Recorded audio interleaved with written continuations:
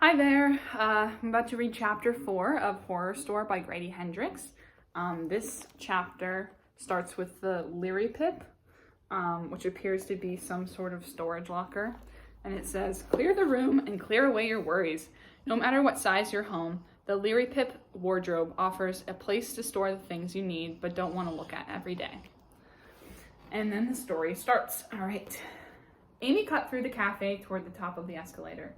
"We'll follow the bright and shining path," she said. Then she realized there was no one walking beside her. She turned and saw Ruth Ann lingering on the other side of the cafe. "I'm sorry," Ruth Ann called. "Do you really want to check the cafe first? I'm not even really sure what we're looking for." "Teenagers? Insomniacs? I don't know," Amy said. "Come on, we'll do the cafe last." "Are you sure?" "If you want to do the cafe first, we can do the cafe first." "No, you're right," Ruth Ann said. "We'll do it your way." She didn't move. "Are you coming?" Amy said. "I'm sorry," Ruth Ann said, finally walking across the cafe to Amy. "This showroom feels spooky. It's so different from the Youngstown store." "They're exactly the same," Amy said. "Why would anyone sneak into a store?" Ruth Ann said. "You've never actually seen that happen, have you?" "Customers do all kinds of crazy things," Amy said. "I remember this giant fat dude who came in one day near closing, took off his shoes, folded up his pants, and crawled into a musk and fell asleep. No one even noticed him for an hour. And Pat told me once that he found some woman and her kid hiding in a lingam after hours. He was walking through bedrooms and the door of the wardrobe opened and the two of them came creeping out. He almost died." They reached the top of the escalator. Before Amy turned onto the bright and shining path, she paused at the line of framed photos showcasing store management. You know, she said, "I like Basil a lot better when his mouth isn't moving." Ruth Ann looked like she wanted to say something sharp. Then she stopped herself. "He's a nice young man." "He's a tool bag," Amy said. "Not everyone you disagree with is a bad person," Ruth Ann said. "Basil is." "He has a lot of responsibilities," Ruth Ann said. "Like what?" Amy asked. "Making sure that every unit goes out minus one screw? Making the schedule suck for as many partners as possible?" "He's raising his little sister," Ruth Ann said. "She's 9 years old and Basil's practically her daddy. He pays for everything from her socks to her school fees." Amy shuffled through her playlist of possible comebacks and came up short. "Okay, I didn't know that," she said. "But he still sounds like a company training video. Orsk this, Orsk that, worship Orsk, hail Orsk." "Orsk has been real good to him," Ruth Ann said. "He's from East Cleveland. Have you seen what that place looks like?" Only on the 10 o'clock news, Amy thought. "When he started here, he was on the verge of giving up. Orsk gave him a job and turned his life around. Some people get church, some people get AA, others get gangs. Basil got Orsk."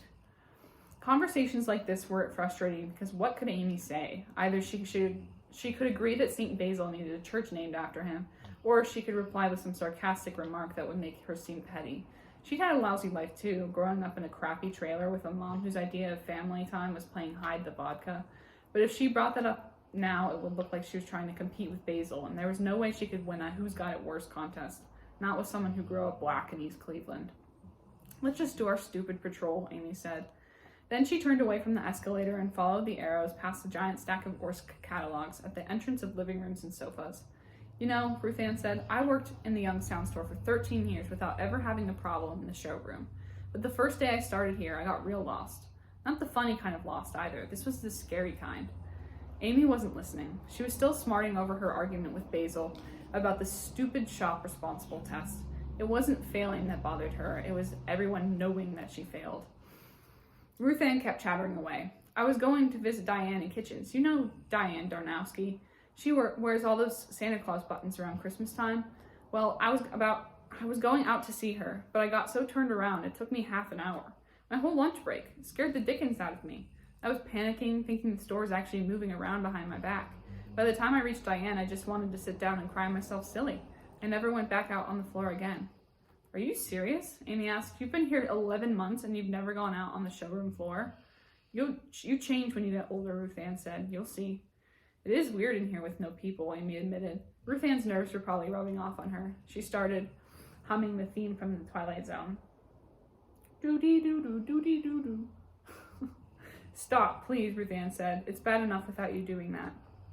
Amy stopped at a dun-colored information post. A map of the showroom was painted on the side with a giant "You Are Here" marker right in the middle of living rooms and sofas. "It's just a big loop like every other Orsk, just like Youngstown," she said, tracing a circle through the map. "I gave a tour to a bunch of trainees this morning. They packed it up right away." Ruth Ann looked at the They picked it up right away. Ruth Ann looked at the map the way a cat watches TV. Amy could tell that she had no clue what she was seeing. See where it says you are here? Amy asked. Mm-hmm, Ruth Ann said unconvincingly. That's where we are. There's a map in every department so you can find your way, like a trail of breadcrumbs. As long as you're paying attention, you can't get lost. Ruth Ann still looked skeptical. Just follow me, Amy said. We'll be back at the break area in half an hour. They wound their way between bins of pillows, small person play areas, countertops, info posts, and marketing banners hanging from the ceiling. Big impulse bins obscured corners, and at times Amy couldn't see the bright and shining path through the maze of furniture. The massive showroom floor receded to a vanishing point, warping and bending weirdly as it went. And after a while, Amy felt as though she was wandering through a vast, trackless wasteland, dotted with furniture from some vanished civilization. They passed a row of 6 different Smagma bookshelves, each of them holding hundreds of copies of the same book. Design is good, orange and black dust jacket, Orsk bought them by the truckload. And then finally reached kitchens, Amy's favorite part of the store. Her secret shame was that after growing up with a 2-burner hot plate and a toaster oven, she dreamed of having an Orsk kitchen. She stopped in front of a gleaming all-white Harblow display and turned to Ruth Ann. Could you imagine being able to afford something like that? Ruth Ann's breathing was shallow. A sheen of sweat glistened on her upper lip. She hunted through her pockets and pulled out a tube of Blistex. Applying it seemed to calm her breathing. I have that kitchen, she admitted, only my cabinets are slate gray instead of Arctic white. Amy felt stupid. Of course Ruth Ann could afford a nice kitchen. She wasn't drowning in loans for a college she dropped out of. She wasn't shopping for clothes at Goodwill. She probably had retirement investments and her car wasn't pissing oil all the time. As for Amy, she couldn't even conceive of paying for something that cost more than $100. What's that noise? Ruth Ann asked. Amy listened. It was coming from the sink, something scratching on metal. She walked toward it. What is it? Ruth Ann asked. Ugh! Amy said, jerking back. Sorry, Maple, I didn't mean to freak you out. That was just from the book. You're okay. Go back to sleep. Chill out. Go back to sleep. Sorry. A plump black rat slithered bonelessly out of the drain. It scrabbled against the side of the sink, and then its claws found purchase, and it heaved itself up onto the counter. Ruth Ann clapped her hand over her mouth. What do we do? Amy asked. Both watched in horror as the rat waddled along the counter and then squeezed into the narrow gap between the refrigerator and the wall. They heard it slide down the drywall and plop onto the floor. Ruth Ann grabbed Amy's wrist. My feet, she exclaimed. What feet? Where? I don't want it touching my feet. Ruth Ann darted up the bright and shining path, and Amy followed. They had reached dining rooms before they stopped. Ruth Ann anxiously reapplied her Blistex. I've never seen a rat in here before, Amy said. Basil's going to freak. The plumbing's not even hooked up, Ruth Ann said. That means it was inside the cabinet, and rats are real social animals. Where there's one, there's always a dozen. Amy shuddered, and they started walking again. The store felt endless, sprawled out around them, all silent and secret, branching mazes and warrens full of furniture like an infinite dollhouse. She tried to speed up, but Ruth Ann kept slowing down. Maybe we should go back and check kitchens again, she said. We came through there pretty fast. We might have missed somebody. Let's just keep going, Amy said. They passed into bedrooms, a vast plain of mattresses ringed with room displays. Ruth Ann stopped at one that showcased the Pycon collection.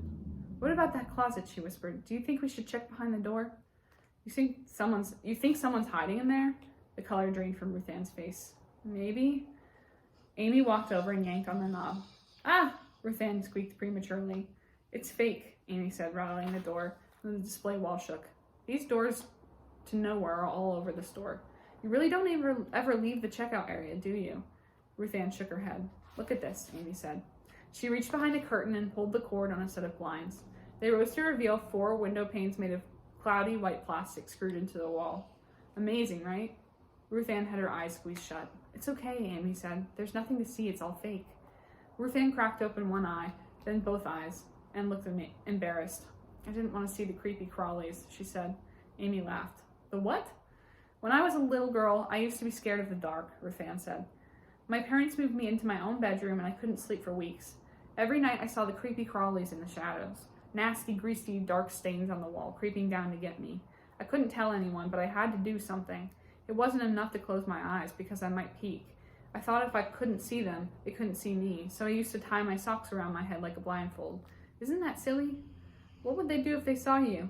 I never found out, Ruth Ann said. Her voice got quiet. Bad things. The silence grew uncomfortable. Come on, Amy said. You're freaking me out. They continued walking, but Amy stuck a little closer to Ruth Ann, mindful of the older woman's nerves. All this talk about creepy crawlies had her on edge, too. The showroom floor stretched off silently into the distance. They could hear the blowing of the big air movers up in the ceiling, but the music was turned off and the whole store had a sense of expectant listening. Behind them, something cracked and both women jumped. Keep going, Amy whispered.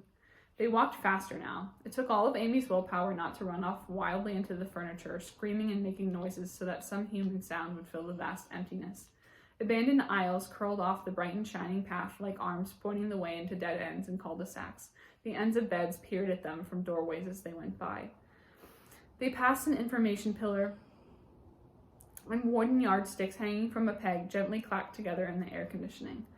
The rustle of their clothing felt too loud. The blood humming in their ears drowned out any sounds. Ruth Ann kept twisting around to make sure no one was behind them. A movement caught Amy's eye. Up ahead, something was squirming on a musk bed. A hairy ball writhed on the pillows like a nest of rats, and then it pinched itself in two, the shapes leaping off the bed and scrabbling backwards. Amy blinked. She couldn't tell what she was seeing. Then one of the shapes unfurled a limb and waved. Hey guys, what's up? Matt called. Breathless, he wiped at his beard. On the other side of the bed, Trinity was pulling down her black t-shirt. Hey, she said, red-faced. Ruth Ann let out a sob of relief and gripped Amy's arm. What the hell? Amy asked. We're setting up base camp, Matt said. On a musk? Amy asked, incredulous. You broke into the store to hump on a filthy musk. You know how many kids have wiped their boogers on that thing? She sank down on the edge of the Sculpin's display platform and started to laugh. Ruth Ann took a big, ragged breath and started laughing, too. It felt good. It felt like a living thing to do in this sea of dead furniture.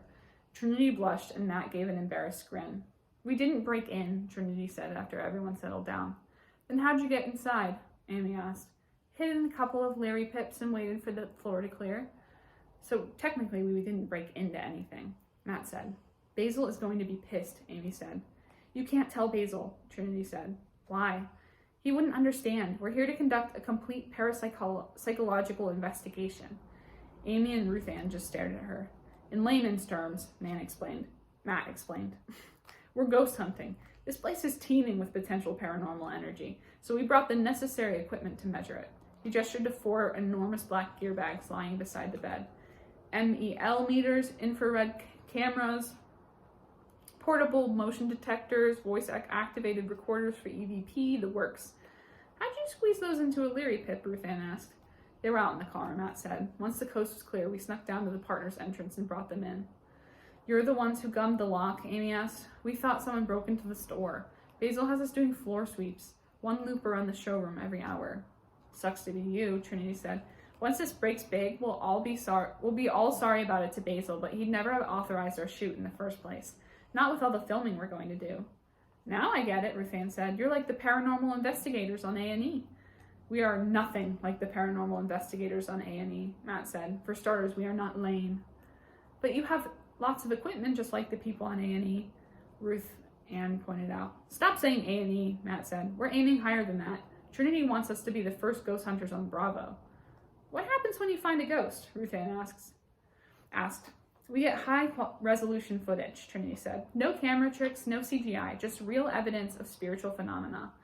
And then what? Ruth Ann asked. If the ghost is up for a full Charlie Rose-style interview, we'll give it a shot, Matt said. But I don't see that happening. You realize ghosts don't exist, Amy said. They do too exist, Trinity said. Lots of people have seen them. Lots of people have seen Bigfoot, Amy said. Cryptozoology is a totally different area of research, Matt said. Look, whether you believe in ghosts or not, you have to admit something strange is happening in this store. The broken pronks, the help messages, the poop on the brooka. Maybe it's not ghosts, but maybe it is. He tapped the floor with the toe of his boot. Do you know what used to be here before they built Orsk? Nothing, Ruth Ann said. I used to drive past this place all the time, and it was always just swampland. Before the swamp, there was a prison. I don't think so, Ruth Ann said.